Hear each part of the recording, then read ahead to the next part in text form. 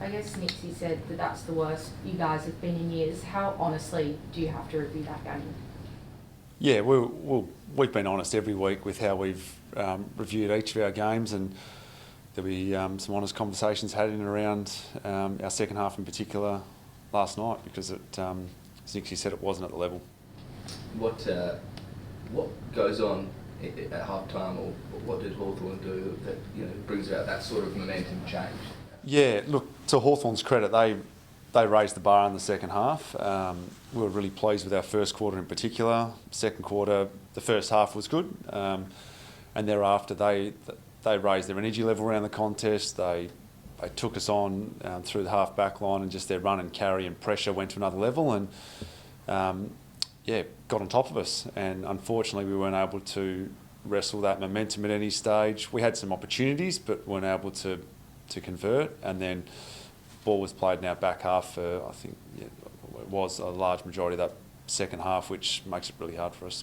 It seems that changing momentum swings has been sort of a constant theme, and even last time you played Hawks as well. How do you stop that? Because that period at the start of the third quarter was an onslaught. Yeah, it's a big part of the AFL game at the moment, is arresting momentum swings, and we have levers in place, and we certainly tried a few different things throughout the game to give ourselves a better chance to wrestle back that momentum. Unfortunately, they didn't work for us, whether that be structural or a message about a mindset shift for our playing group. We tried a number of different things, and still presented ourselves with enough opportunities to at least try and score and wrestle back. But again, we weren't able to lock that ball in our front half or convert opportunities that we did have. On the flip side, Hawthorn made every opportunity count, and you get the momentum clearly against you. Is it fair to say, as a side, you haven't quite cracked the case in how to stop those swings, because it's a recurring? As a side for us? Yes. Yes, I think across the league, you see big swings in games. We had them obviously against the Bombers the week prior, where we had momentum, then they had it, and across the comp, I reckon in every game there's almost a team that can capitalise on their momentum, ultimately comes out on top. So yeah, it is common across the league, and we'd like to be better with how we deal with momentum swings. And there's been stages this year where we have done it well, and clearly last night we didn't do it well. Nixie said he's the right man for the job. How much faith do you guys have in him as a footy club? Oh, huge amount of faith. So that's all that needs to be said in that regard. In terms of the midfield makeup, it's been younger seemingly for a few weeks, and you missed Dawson yesterday. And I know it's not just about CBAs, but I think Dawson was around the 50 mark, and some of your younger guys maybe not in there as much as you would have expected. How did you see that midfield balance? Yeah, we were incredibly young midfield yesterday, probably as young as I've coached in my time here. With Rory Laird there, he led the charge, and I thought he played a pretty important role for us around the footy. And it was some great exposure for the likes of Bill Dowling, Zach Taylor, even Jakey Saligo, still young in his craft, and Sam Berry. And we had moments, particularly in that first half, where we were really pleased with how we were going. From a stoppage point of view, we were pretty solid all game. But in the second half in particular, we just had different moments where we were outworked or we weren't at the level we needed to be. And that's some really good learning for the young guys in particular. And we'll get to work and try and make sure that we get up to the speed as quickly as we can. Do you think fitness is an issue for you guys? And we saw in the last quarter, Foggy was ran the legs at the end like most of the Crows. Do you think that's Yeah, I think Fogg was tired because he just ran the full length of the ground. So I think, anyone's going to be tired in that regard. Do you think four tools works there? Obviously, Himmelberg was subbed out tactically for Curtin. Do you think it works having all four of them up there? Yeah, the game shifted, as I said, midway through that second quarter. The first quarter, it was definitely a real potent look for us. We got the ball in our front half. Our bigs competed really well, and our smalls got to their feet, and we played the brand of footy that we were hoping to play against Hawthorn and challenge their defenders. So you look at the first quarter and a half and you say, I can see that works. And then when they get the game on their terms and they're able to run and carry and gets that rebound off half back, we just felt we needed to make a shift in the game because, as I mentioned before, those couple of those structural levers we tried to pull just weren't arresting the momentum. So ultimately we decided to make that change. Was it a mistake in hindsight, given they feel like one of the smaller teams in the competition? Yeah, look, as I said, the first quarter you could sit there and mount a very strong argument to say it was a big reason to why we got the dominance that we had.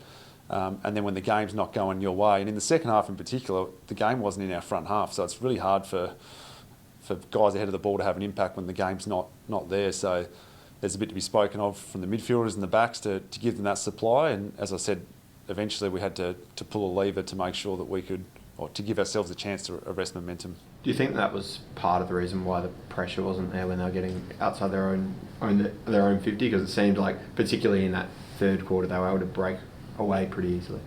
Yeah, look, the third quarter in particular, I mean, the likes of Impey and Amon off their half back line just attacked the game, which we knew they would. And there was, I guess, as a collective, we were not at our best in terms of pressing the game and playing how we wanted. So you can try and highlight individuals in that, but as a team, we've already had a look at, as a coaching group, there's just attention to detail with our system and method wasn't where we needed to be. And a good team like Hawthorn, who are arguably the best team in the comp at the moment with their form line, expose you off the back of it. Why didn't Matty Crouch play Sanford? He was ill. So Brody and himself went down sick, I believe it was yesterday.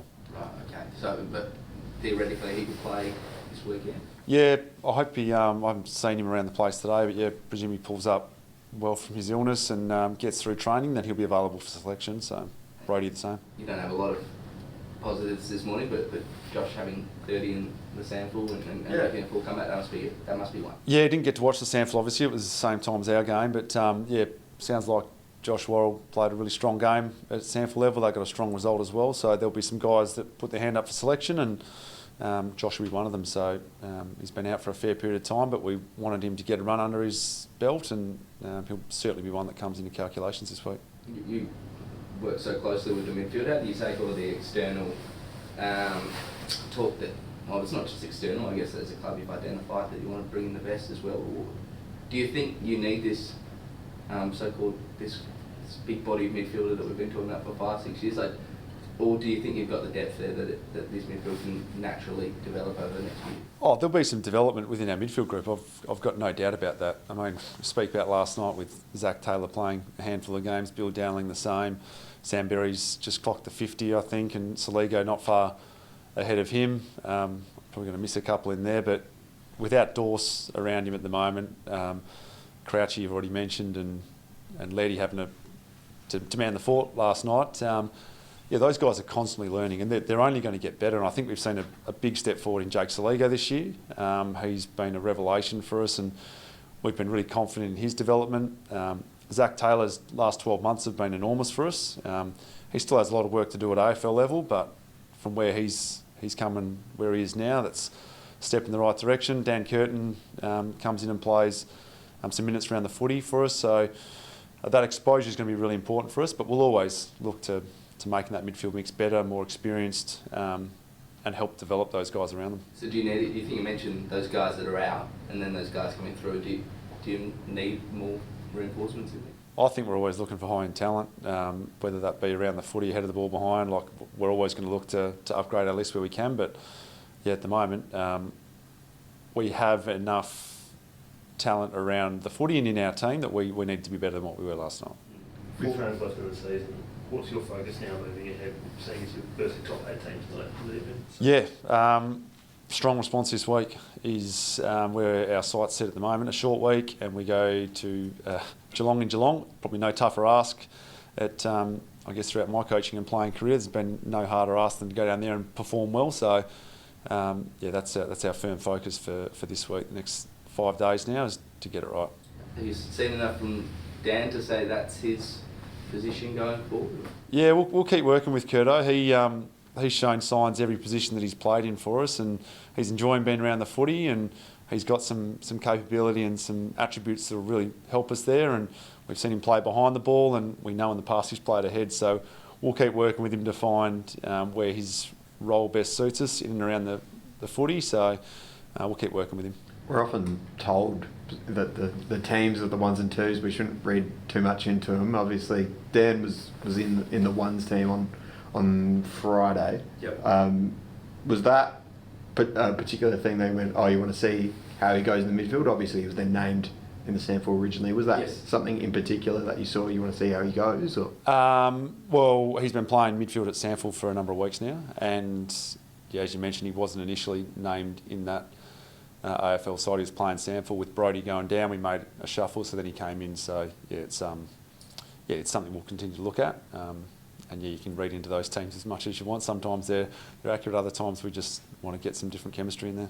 How do you philosophically view the way the Hawks celebrate their goals?